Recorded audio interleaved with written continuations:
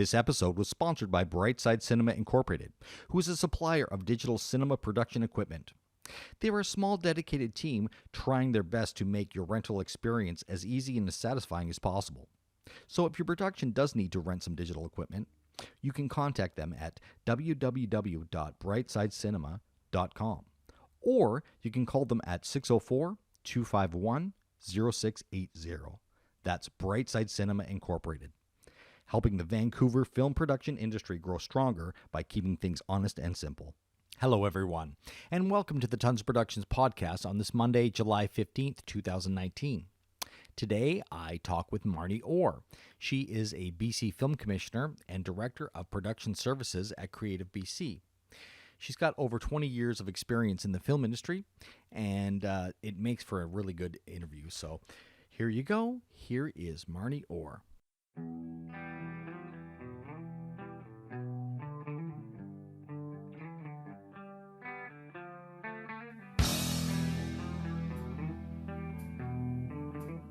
You are listening to the Tons of Productions podcast.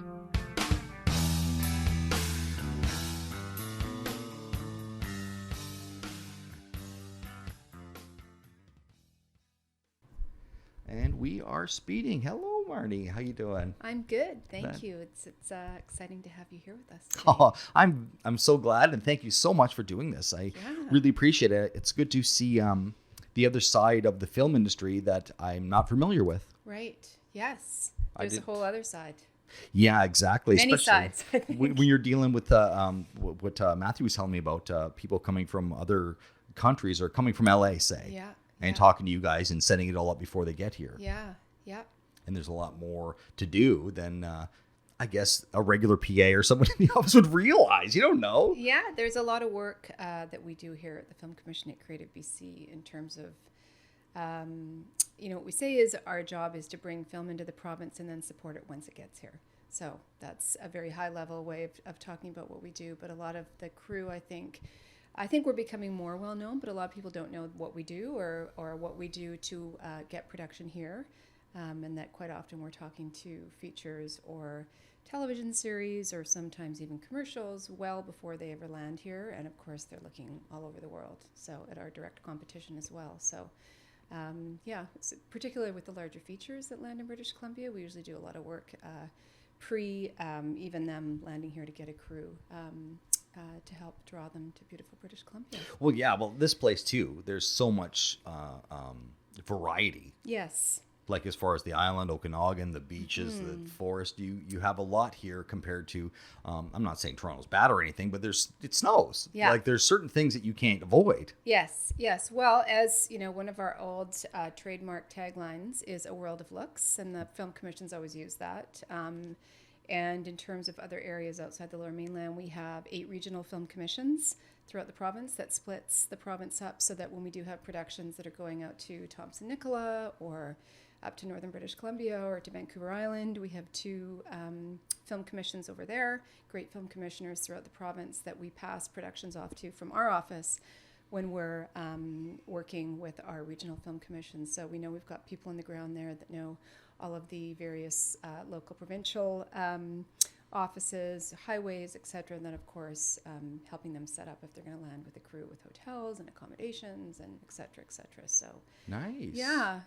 It's a lot bigger than you. Well, I imagine anyway. Yeah. No, I think a lot of crew that whether you're landing in right in the Lower Mainland, which obviously a lot of the production that happens in the province is here in the Lower Mainland, but gratefully I say, because I think we're sort of managing our own success right now in the Lower Mainland. With probably 40 to 50 shows coming up and running through the summer, and we all know how that impacts our locations and our industry stewardship piece of things. It's great to see that Vancouver Island, both north and south, has got a very strong production centers growing, and up in the Okanagan and Thompson-Nicola and Kamloops, that area as well. So take some of the heat off the Lower Mainland, and it also allows for obviously the great looks that those regions have as well. Nice. Yeah, no, there was, when I first started in film, a lot of crews would go over to the island before they had their own kind of thing. I'm sure they had their own people who worked in it, but Well, it wasn't so pronounced as it is now. Yeah, and I think that's what's really great and really shows the growth in those areas is that those areas that I've mentioned, particularly, sort of the four larger regions outside of the Lower Mainland of, again, Vancouver Island South and North, Thompson, Nicola, and the Okanagan have all got people, a crew base there. So the regional film commissions have a list of folks that they may be working in Vancouver right now, but they may have homes or be from those areas so that when production does go up to those regions, they can go up and work as locals. Okay. And of course, certainly with domestic production or smaller budget shows, for the most part, a lot of those regions now can crew whole shows, which is, obviously saves on accommodations and that type of thing. So it's a huge benefit.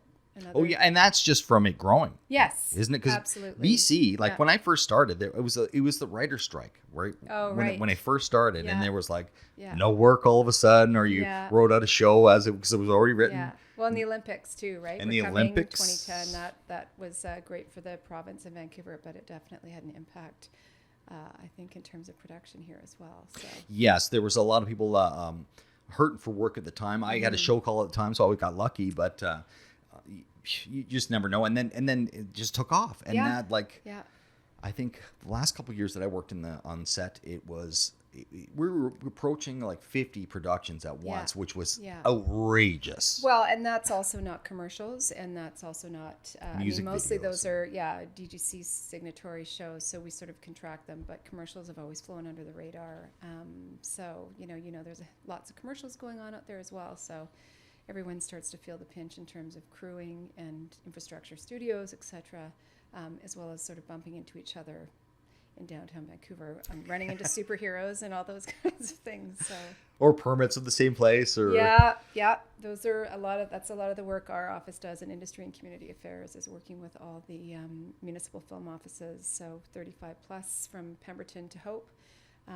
And then we work very closely with all the provincial agencies that permit, so parks and highways and crown land and forest lands, natural resource operations and wildlife management. Wow. And BC Housing and TransLink and Hydro, and I could go on and on and on. I'm sure people are like, I'm going to go get a coffee while she's talking.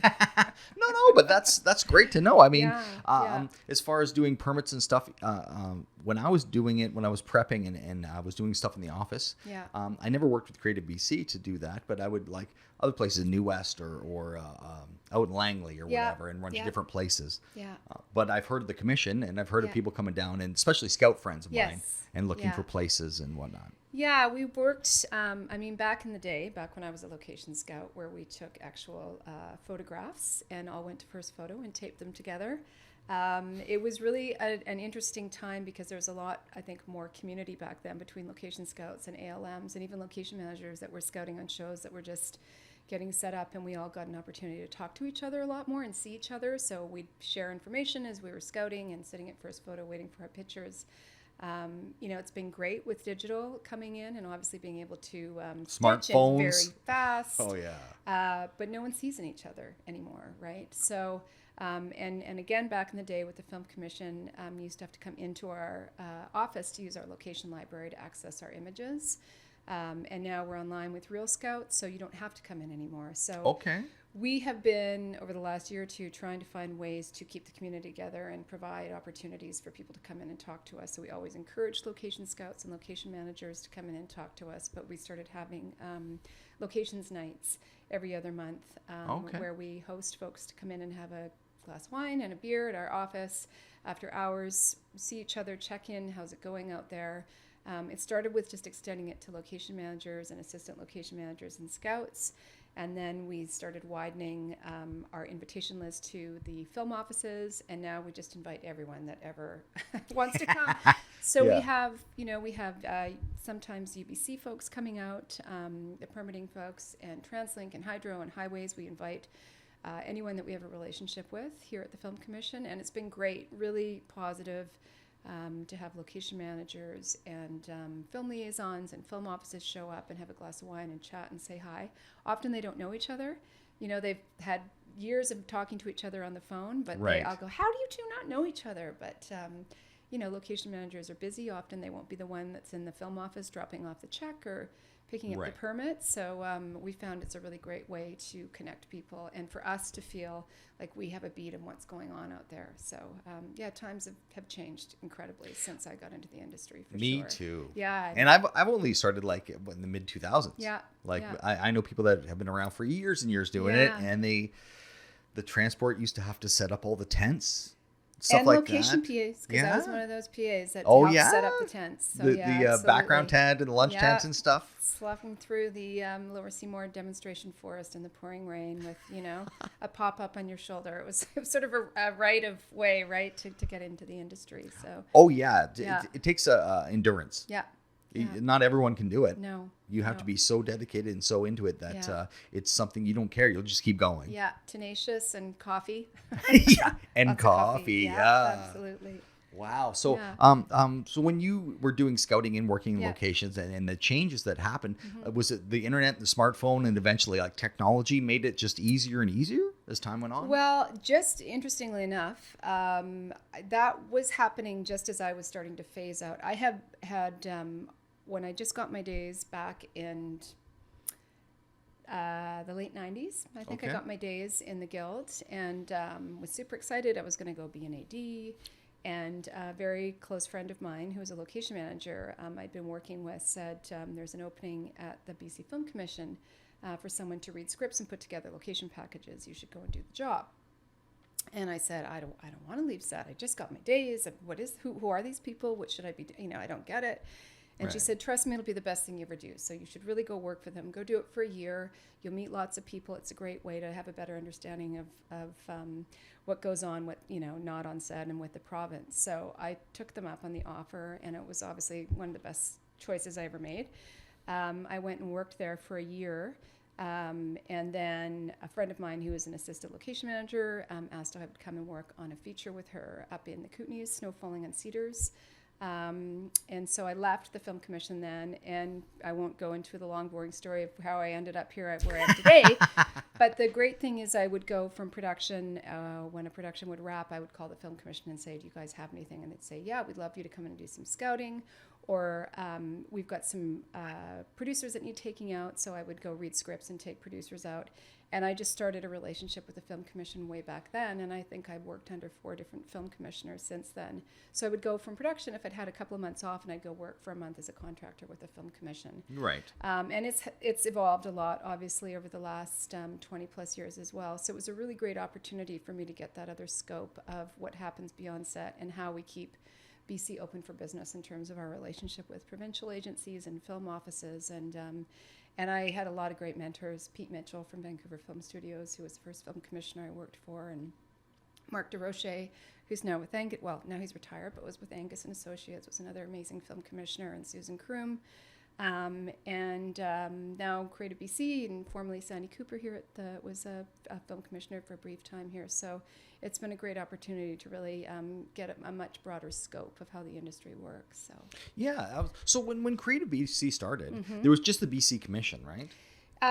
So back in 2012, the Liberal government made the decision to amalgamate the BC Film Commission, which was part of the provincial government. We sat in, I think, sports, tourism, and culture, and BC Film and Media, who implemented all the tax incentive programs and development funding through the province, and thought it would be a good idea for this new organization called Creative BC to take on the creative sector. So motion picture, book and magazine publishing, digital media, and music. Right. And All artistic. Yeah, so what the province would see as the creative sector. So they pulled the Film Commission out of the provincial government. We became a not-for-profit, funded at arm's length by the provincial government, and became Creative BC. So It's been 6.5 years now. We've come a long way. It was a pretty tricky transition for everyone, as building a new organization. And for industry, and this was all happening right at the time that industry was really taking off. Productions was really growing over that time period. Oh yeah. So 6 years ago, Yeah. that was when the real boom started. yeah, it was a tricky time for everyone. So here we are now. We've grown, I think, from initially maybe 16 people to a staff of about 27, and moved our office from Kitsilano over to Olympic Village area. So it's been a great time for Creative BC, certainly in terms of working with industry and the evolution of what was once the BC Film Commission that was brought in, I think, about 35 years ago. So that's why I didn't know you guys that well, because when I did my independent filming and stuff, it would have been before you guys started. Well, before Creative BC started, but the interesting thing is we're always trying to have outreach to say we're here for everyone. We're not just here for, the large studios out of Los Angeles. We work very closely with CMPA, BC, so the Canadian Media Producers Association, domestic commercials, etc. And we're here to support everyone. So you may not know about us, which sometimes is a good thing, which means, you haven't run into any issues, everything's going well, but we're always here to support both sides. So both the province, if they're having issues with productions, or vice versa, we get many phone calls when they say, can you help us out with parks? We had to, we're trying to turn a permit around really quickly, and they're not sure they want to say yes, and we usually try to step into the middle of that. And one of the things we always say is we don't have any authority, but we have a lot of relationships. So if we're involved, normally, hopefully, people say, okay, well, if you guys are involved, that obviously both sides trust you, and we're going to help try and drive it forward. So, yeah. Well, that's good to know. I mean, I know a lot of people that do independent stuff, and it's really good to hear because I know our regular artists, but I mean, people that make film stuff and are looking anywhere they can get help or any sort of, a leg up to. Absolutely. Yeah. And of course, as part of outside the Film Commission, we have a development team that helps support independent filmmakers and domestic production. And that's obviously been a big conversation here for that team in terms of trying to help support production in British Columbia and IP in British Columbia, and try and get our own filmmakers, as you said, a leg up and some help and support. So because our entire team here at the Film Commission all comes from production, we're all former location managers and location scouts. We always say, come in and talk to us. We'll try to help you come up with location ideas or ways of when you don't have that $2 million, $3 million, $20 million plus budget, or any budget. Sort of how we can help support you with that and drive you to be able to get yourself up and running. That's awesome. Yeah. It's a really it's really refreshing, really good to know that exists, because like I said, I know lots of people that could use that, and I've never even approached you guys. Like I've already told 4 or 5 people. Oh, good. Yeah. Yeah, I mean, as I said, there's lots of great funding initiatives out of development. Our team is more sort of that hands-on production focused, both with Matthew and Sean, who you spoke with Matthew earlier, in terms of reading scripts and putting together location packages. And then we have our great Real Scout library as well, that's got images throughout the province, predominantly in the Lower Mainland, but that reflect what we always say. We try to jazz hands British Columbia and say, you can make your production here, right? What are you looking for? Let us help you. So. Oh yeah, go all different places, and like I was telling Matthew, Supernatural was a road show, and it was always different places, but it was all filmed here. Yeah, it's amazing. Unreal. We had a great. I'm going off topic here a little bit, but we had a great forum 2 weeks ago that was put on by all of industry. It was the Motion Picture Community Initiative that our team's been involved with, and all of the labor organizations, ACFC Commercials, UBCP, ACTRA, you name it. What we say makes up the industry in British Columbia, helps support some community picnics over the last few years in jurisdictions that have had a lot of production. One of the other things we wanted to do was raise the focus on location managers and locations teams and what they actually do. So we had a great forum 2 weeks ago here called Talent, Heart, and Energy Equals Excellence on Location. And it was raising the awareness of what location managers do. And we brought in location managers from Robbie Boak, who's the location manager of Game of Thrones, and Georgette Turner, who was Wonder Woman out of England. So celebrity location managers. Celebrity managers for us, right? Yeah, no. Anyone in the film be like, who are they? I know, we were all just like, oh my gosh, I can't believe it. We're so excited. And they were super excited to come here and meet us. So they were here for 2 or 3 days, and we brought in some location managers from Ontario and from Quebec as well. It was a really amazing couple of days. In saying that, so that's one of the many things that we do here, but it is really about raising the awareness of what locations teams and location managers do. And we always want to help champion that, because it's not just about garbage and parking, as we know. Oh, no. Yeah. It's definitely about networking and relationships and just knowing your stuff, right? I think Yeah. a lot when it comes Yeah. down to it. But when you learn what it is, like as I came up as a PA and then was in the office and saw what a location manager does, I was like, I don't know if I want to ever do that as a Yeah. job, you know? It's pretty tricky. Yeah, it's really difficult and Yeah. challenging. Yeah. And some people, no problem. They Yeah. can do it like it's Yeah. nothing. Same as AD. There's some sort of department heads that I watch that I'm like, wow, that's a Yeah. lot of work, more than Yeah. I imagined. Yeah. I think it's just a special skill set, right? Why we were talking, we had a panel when we did our forum, and it was called The Art of Location Management, and talking about, sort of that art versus science, and the skill set you need in terms of the soft skills and being able to have those relationships that you need, and being able to see way out ahead of where the production is going and what they need to do, as well as just those beginning stages of that creative vision that a designer or director may have as well. Location managers can see that, go out, get the pictures they need, drive the location. Maybe, they often will get that from crew. Why'd you pick this location? It's like, Yeah. I didn't actually pick it. The director and, designer did for creative reasons. And so, but we, they're the ones that will get the crew in there or up there, whether on top of a mountain or down a logging road or in a sensitive area with wildlife management or whatever it may be. So it takes a lot of work. Oh, it does. And you have to have the attitude of never saying no. Yes. You always say yes, no matter. It's remarkable to me because there's the real world and the film world. Yes. In film, that's what they say. And when you work in a warehouse and whatnot, people say no all the time. Yeah. But if a location manager or ALM, you don't say no. You make it work. Yeah. And that's, again, one of the many things we always talk about. Our team talks about when we're working with parks and with provincial agencies and bureaucracy. And they say, why can't they just go away when we say no once? I said, well, if the industry went away at the first no, there would be no industry in British Columbia. So when they're coming back, they're saying, what about this and what about this? And that's the brilliance of production, is that they're very agile. So they can change things around, move things around to make it work. And so we always try to help all of those provincial agencies understand that. And, we've got a great relationship with the provincial government. It's incredibly supportive of the industry. Obviously, we couldn't be here without them.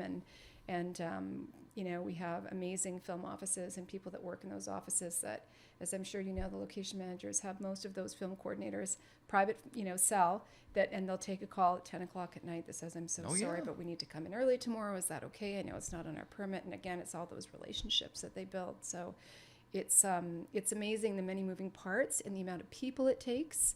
The unsung heroes, as we always call them, right? There's a location manager and there's all the people they had to convince to get the unit in. So yeah, it really is an art.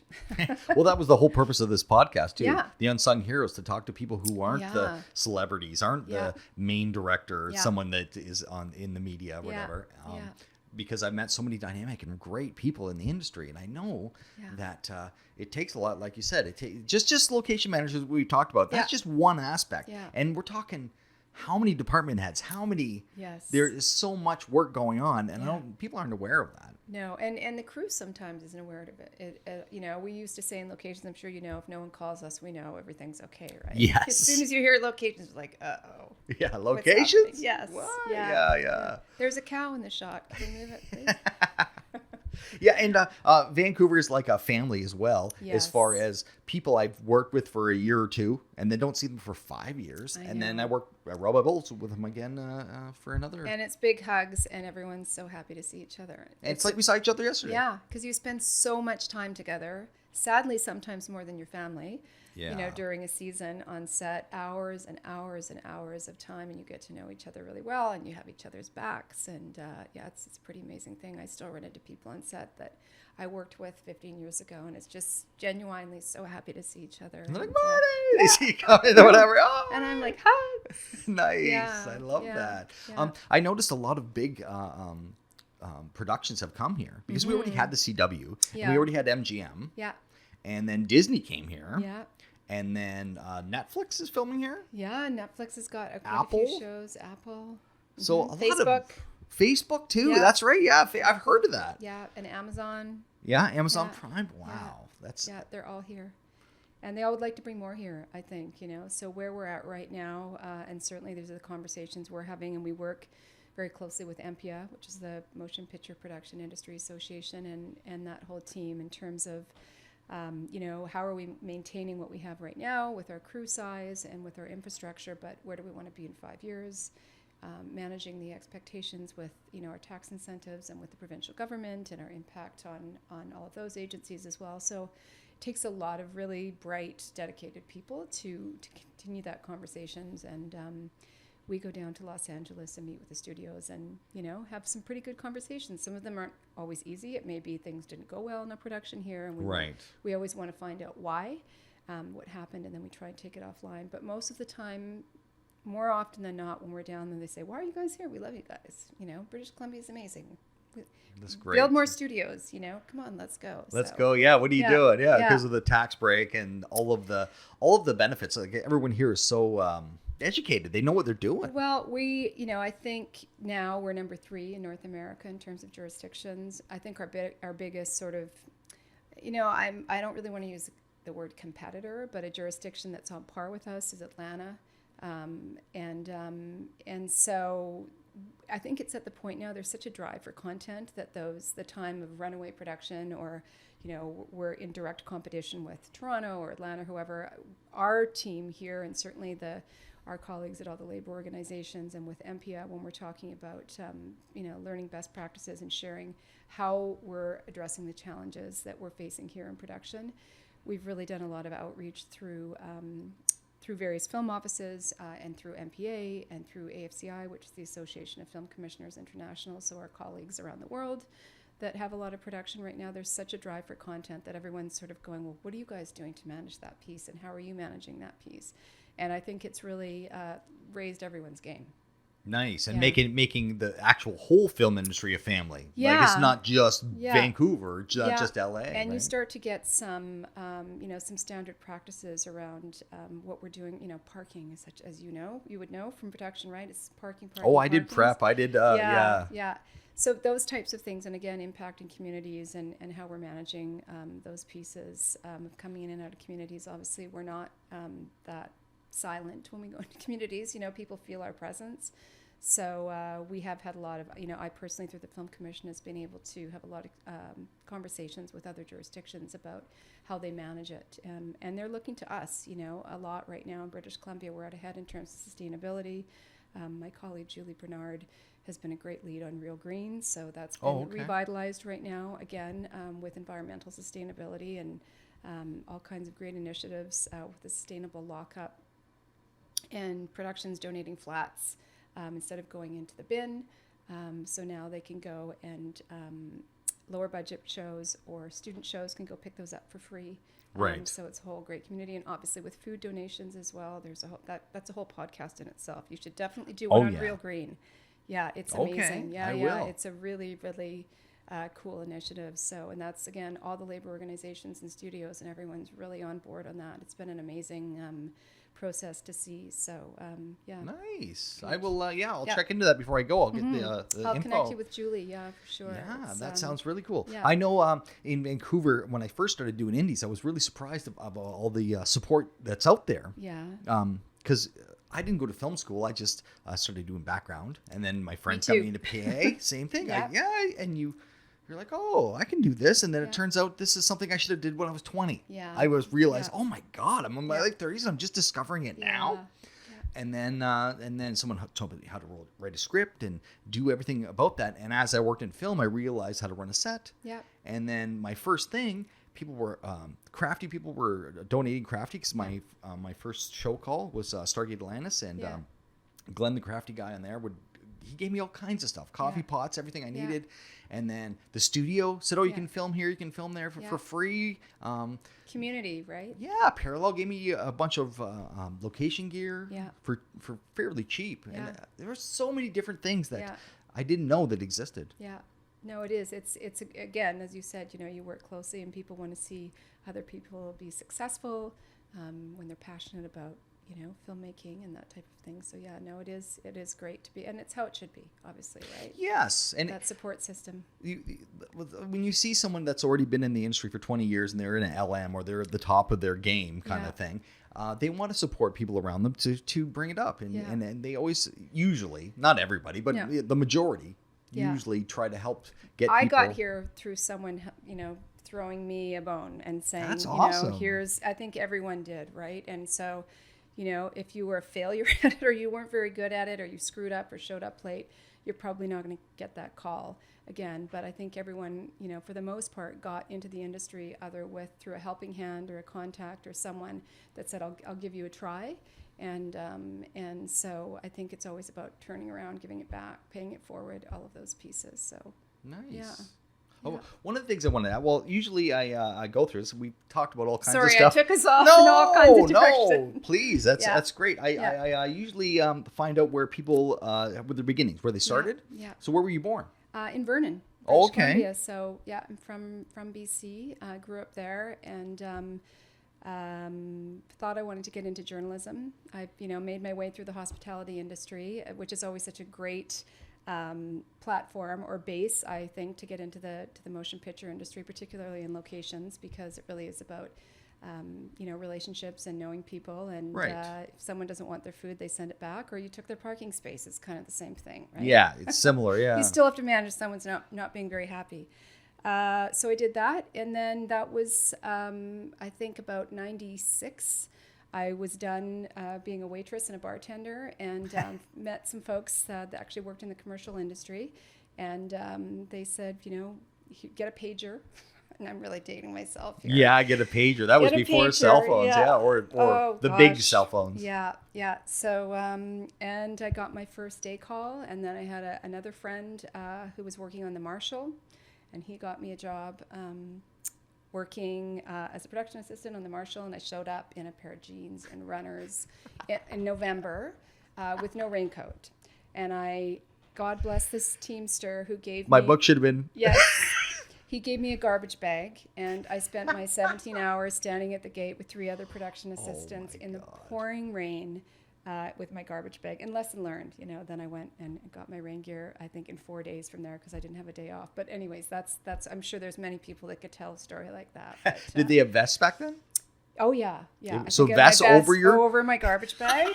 So I was really impressing people right out of the gate. So, Oh, yeah. hey, Yeah. we've all been there. I've had the It's same a great thing. story, yeah. I've That's done when the there was bags the over gate. my feet, in Yeah. my shoes, because it's pouring rain and you're standing in puddles. I mean, sometimes it doesn't matter how much Arc'teryx you're wearing. When you're outside for 17 hours, you're just going to get wet.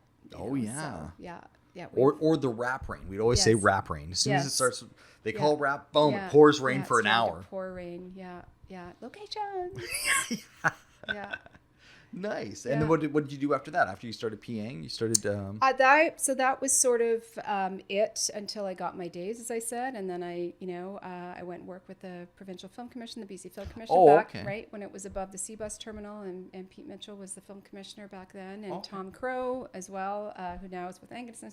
I love Associate. Tom. I know Tom. I love Tom too. He's fantastic. So he was the community affairs manager back then, and then went back into production and working as an assistant location manager and a scout, and forayed into working as an AD on a couple shows. I was a transportation assistant, so I was a permit with 155 at one point. So I just kind of bounced around. What AD were you? I was a TAD. Oh, you were tatted. Yeah, Okay, yeah, yeah. yeah. So you were learning that, and then you didn't like ADing, or you just... it was, yeah. I think I was always drawn to locations, and I think sort of the problem solving. Not that you don't do a lot of that as an AD, but I think Right.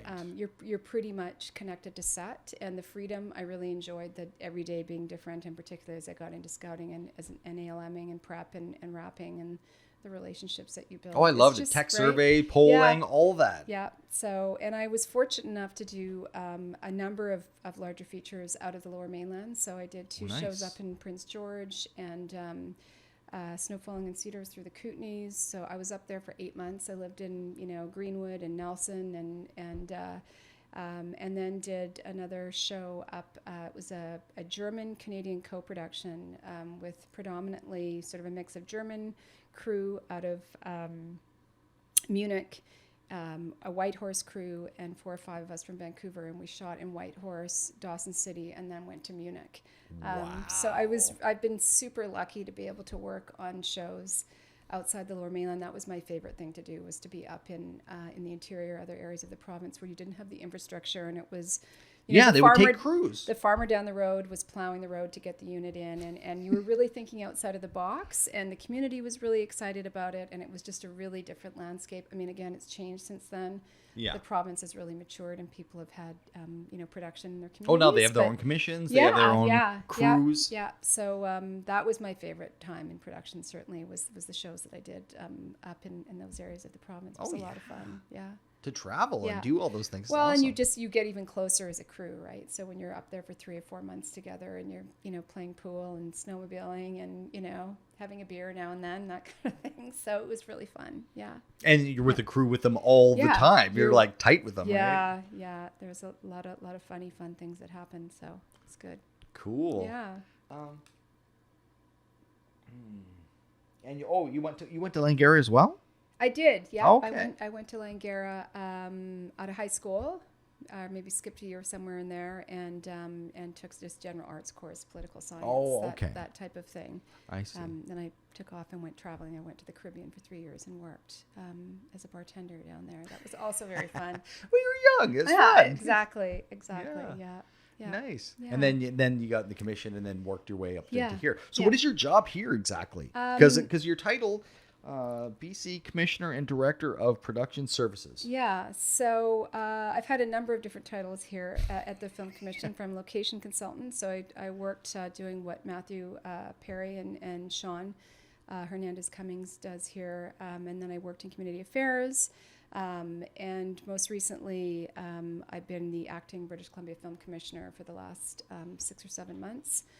So as a film commissioner, I get to work very closely with all the labor representatives, so the business reps from all our fantastic labor organizations here, and with the industry association, the studios in Los Angeles. I work closely with a lot of the public affairs and government affairs folks out of the studios, and then again with all of our provincial agencies, and with the Canadian Media Producers Association as well. So I get to work with all the stakeholders that work in the province and that keep the industry sustainable here. So if there's issues, if there's like if it's reached the production level or studio level with a production where their permit is gone, or they don't have a permit, or they need a permit, or something's gone sideways, normally I will get right in the middle of that and be sort of that medium between the studios and hopefully, because of the relationships we have, be able to turn it around and take it offline and say, well, let's at least get them in there, and then we'll see what we can do to manage whatever went wrong or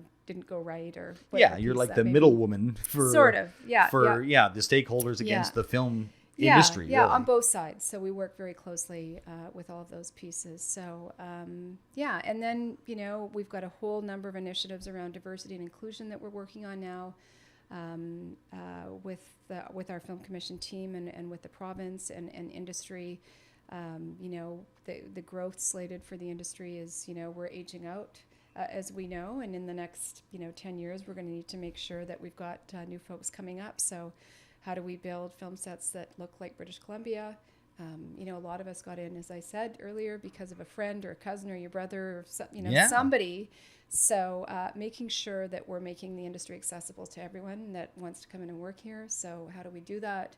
I have a lot of conversations with Los Angeles. They're particularly Warner Brothers. I think they've got 10 shows here. They really see BC as part of them now, which we're so lucky to, and they're so fantastic to work with. But they've got a lot of great programs in Los Angeles around giving folks that would normally not have a pathway into the industry some training and opportunity to bring them up to the start line. So we're having a lot of those types of conversations and working with the labor organizations on that. So it's a lot of the work that I do, and again around policy. We do a lot of work around policy with the province in terms of policies that might have been created before they really started working with industry, and now the policy doesn't work anymore, particularly with the level of production. Oh yeah. So things like the Agricultural Land Commission and filming on farmland, or as it gets bigger, things change. It gets bigger and bigger, and the impact is greater. And sometimes it's a matter of do we need to as we always say, MacGyver it, MacGyver that policy, or do we just need to build a new policy that's works specifically with the industry, that streamlines the process, that makes sure that the province's mandate is protected, but that it can also work with the industry, and that it's flexible enough for industry to work within. So those are usually 2 and 3 year policies that we're building. So it's a grind. But I always say, if we get it right, if it takes 2 or 3 years, then it's done, and we can package it up and it works for all the different stakeholders. So it's a lot of time. Oh, it is a lot of time Yeah, for sure. yeah. But the great thing about it is you guys all have set experience. You guys know what you're Yeah. talking about. It's not Yeah. like you're doing it because, it could be this. I got to give someone a call, right? Yeah, no, you know. it really is the benefit, and it works both for production and also for government when they say, I don't know what they're talking about. They're talking about this, they're talking about that. I mean, again, 99% of the provincial ministries that work with industry have been doing it long enough so that they're really adept and they understand the industry, and they try as hard, as best they can within the parameters that they're, working within. So it's not new to them, but sometimes their hands are tied. So they'll call us and say, we really want this to work, but our turnaround just won't work because we need Right. 10 days because we have all of these other folks to consult. We're getting pressure from production. So those are the conversations we have a lot of. And then, we normally try and get in the middle and see if we can try and find a solution for either side. So Again, the LM yes Yes, person, right? right? Yes. Exactly. Oh, I can take care of it. Yeah. yeah, let me call you back. That's what we always say. Okay, let me call you back. Wow. So yeah. this is the extreme location. It's Yeah. almost like Yeah, and I mean, the thing is with production is that you guys are, production is normally moving at such a quick pace. They don't have time to stop and either fix the problem or see what a solution might be. So we always encourage locations teams to say, shoot us an email, flip us an email and say, I don't want you to do anything, but just take a look. And then we start to say, this particular municipality or provincial agency or neighborhood, we've had 5 emails in the last 3 or 4 months. What can we do? And we'll go out and meet with the BIAs or neighborhood associations, with the film office, maybe hold a town hall, or call Right. that provincial agency and say, introduce ourselves. How can we help support you?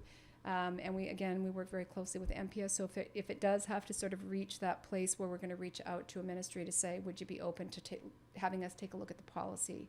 We'll work with MP on that as well. So we always appreciate when productions let us know if there's been an issue, whether it's been, normally no one's ever intended there to be one.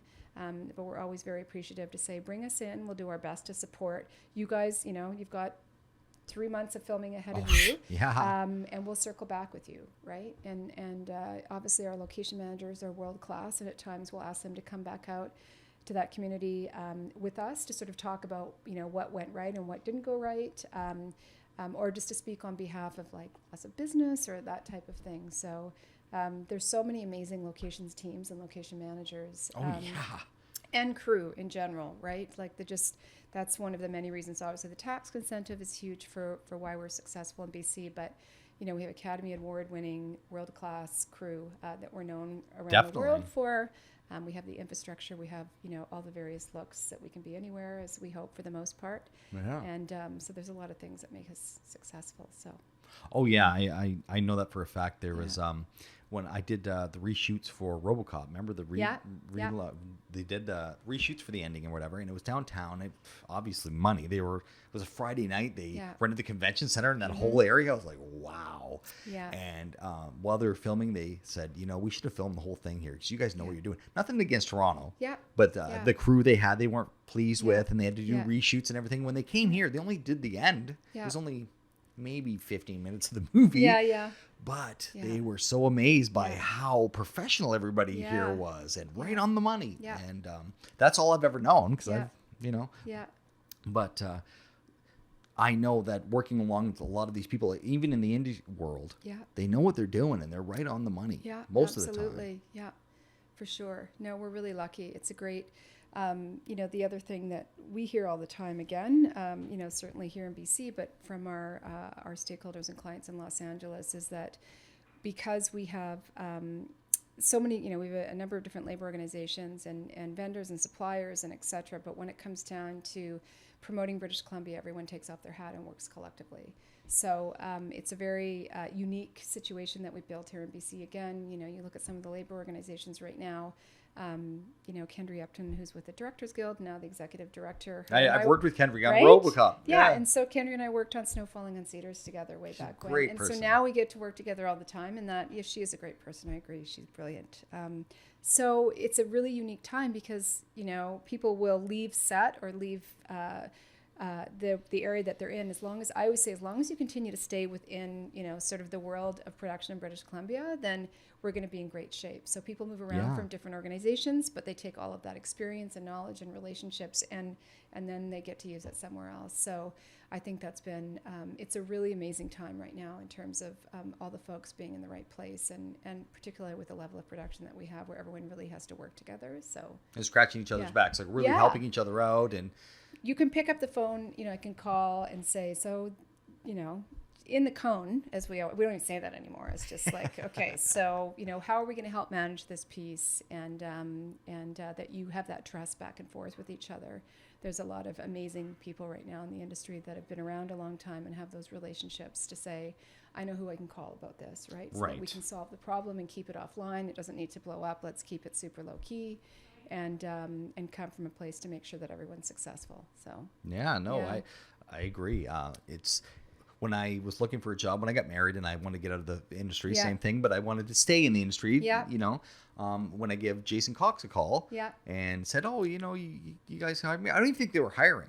But he knows me and they know me and they're like, "Oh, I'll start Monday," just like that. Because when you build those relationships, if someone's got your back or not. I can leave that. Mike will take care of it. Yes, absolutely. Absolutely. And that if you do need someone, that you've got a handful of people you can pick up and say, I'm in a bind for whether it's personal, whether it's work or whatever that piece may be. And they don't ask any questions. Where are you? We'll help you. We'll come pick it up. I'll send a driver. You got to get that thing out of there right now. It's not my show, but someone's coming to get it. So, that's just amazing, right? And again, it's community. So, and what amazes me also is that how many jobs in the real world, I guess, or whatever, apply to the film industry. How many people that I know are painters or know are construction people and whatever, and they don't like their job, whatever. I'm like, well, go work in film. Are you kidding me? You make way more money. Yes. And you can choose to work. Day call. You go and work 2 days and then you don't work the rest of the week if you don't want. Yeah. No, it is. There's so many across the skill set that you can bring over. Almost anything, I think, could transfer over to the industry. So. And that explains all the hats you've worn. Yes. Because you have your resume must be massive, right? Yeah, I don't know. I haven't looked at my resume in a long time. So it's been fun, though, for sure. Well, I appreciate you talking to me about this stuff because it really it's really interesting to see. Especially, it's good to talk to someone who's from where I've been. Yeah. When someone doesn't know about it, they can go on and they're just kind of ignorant, but you really know your stuff. And I really appreciate it because it probably also is a lot of the people who listen to this are film people and locations. Yeah. I'm excited. I have to say, I haven't listened to any of your podcasts, but I was scanning them before I came in here today and I was like, oh my gosh, I need to set some time aside. So it's exciting to connect with you and we want to support you and you should come to our location night. Yeah, so you let me know for sure. And we'll add you to our list. Yeah. Awesome. And just let folks know that Creative BC is here and the Provincial Film Commission team is here and we want to help grow and sustain, that's the big word right now, the industry in the province and to just reach out and give us a call. So. Well, everyone's worried it's going to go away. Like I remember those two times. I don't think it's going anywhere. Either do I. No. I mean, with that whole Keep Calm, Save BC film, that just... as far as I'm concerned, drove all of the low budge to Toronto because of the tax break. Yeah. And all MGM and all the big ones stayed here. What do we care about 1%? Yeah. No, exactly. Yeah, we prefer to just keep that piece behind us. Yes. No, I'm not saying it's a good thing, but it wasn't as severe and as bad as people were panicking. Because I think they've had that before. Yeah. Where everything dried up, there was no work. There's been times, and I think everyone that's been around for a few decades has felt them and has... families and mortgages and all of that, it gets a bit tight. But I think, knock on wood, that where it's here to stay. Certainly, that's the conversations we have. When we're talking to stakeholders and neighborhoods, we say it's all British Columbians working here. The times of bringing people in are gone for the most part, and 98% of the crew you see is all from BC, and which is great. It's jobs and growth, so it's all good. Yeah. Every time someone tells me there's no work. Yeah. I'm like, you can go PA. Yeah, I know, exactly. Are you kidding me? There's no work. Everyone They're should. starving for PAs. Yes. I know 10 people that call me. Yeah. Even though I'm sick. They call me, well, it doesn't matter that you're sick. Come. Yeah. They try to convince you. Anyway, Yeah. thank you so much, Marnie. You're welcome. It was a pleasure to meet you, and thanks for having me and the team on your podcast. Oh, I'm really excited that you guys allowed me to come in and talk to you guys Yeah, because us too. it means a lot, and I will come back in the future. Yeah, And, I want to connect you with Julie, so you should definitely do a Real Green one and yeah. get her and Zena on board because they're fantastic. I'm just going to give them a shout out here on this podcast, but I think it'd be great for people to know what they can do about sustainability and free courses around carbon literacy and all of that. So I'll connect you guys after this. Nice. How long has that been going on? Well, Real Green came out in 2006, Okay. but about 3 years ago, Julie and our team here, but it really has been Julie Bernard that's championed it, revitalized it with some support from Creative BC, and then again financially through all the labor organizations and industry associations. So, and huge support from the studios out of Los Angeles, and again CMPA British Columbia. So we've got other provinces now looking at wanting to take what we're doing with Real Green and carbon copy. Just So- expanding across the Yeah, country, right? which is fantastic because it's it's super important in terms of the environment. So, anyways, Oh, your it is. listeners should look forward to the Real Green podcast. Yes, for sure. The yeah. Real Green podcast. I'll Yeah. check it out too. Yeah. Okay. Well, thank you very much. All right. Take Bye. care.